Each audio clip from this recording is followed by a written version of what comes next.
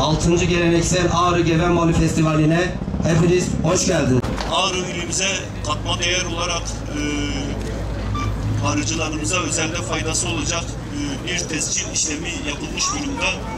Biz de Tarım İl Müdürlüğü olarak arıcılığın geliştirilmesi, özelde geven balının üretim miktarının artırılması için desteklemeye devam edeceğiz. Ağrı'nın çok güzel yaylaları var, çayırları var, meraları var ve buraların ilkbaharla beraber ne kadar güzel rengarenk çiçeklere büründüğünü gördük, yaşadık, teneffüs ettik.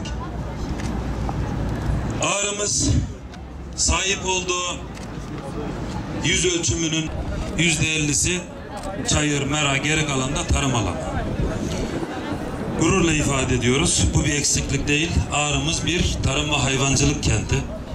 Ama geçtiğimiz 13 yıl içerisinde, 2010 yılında ben Ağrı'dan ayrılmış idim.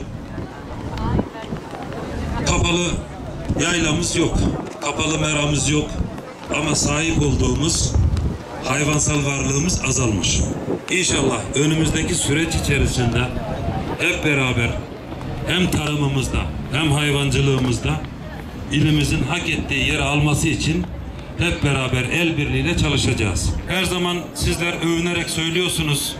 Ağrımızın Gevenbalı bir değerimiz bizim. Bizler de ifade ediyoruz.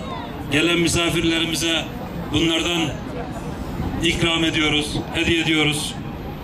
İnşallah bu festivaller de hem sadece sahip olduğumuz ya da sizin el emeğiniz, alın teriniz olan bu ürünümüzün, Gevenbalımızın tanıtılması, hak ettiği değeri almasının ötesinde hem bir kültür aktarımı, maşallah Allah birliğimizi, beraberliğimizi bozmasın, bir de birliğimize, beraberliğimize, kardeşliğimize vesile olması dolayısıyla önemli etkinlikler.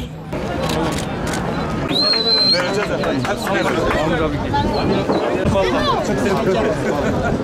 Vallahi olacak. Gel şekerli olur mu? Vallahi değil. Hangi dipten bu? Allah razı olsun. İnşallah ne güzelmiş ya. Onlar şöyle... Normalde hani böyle...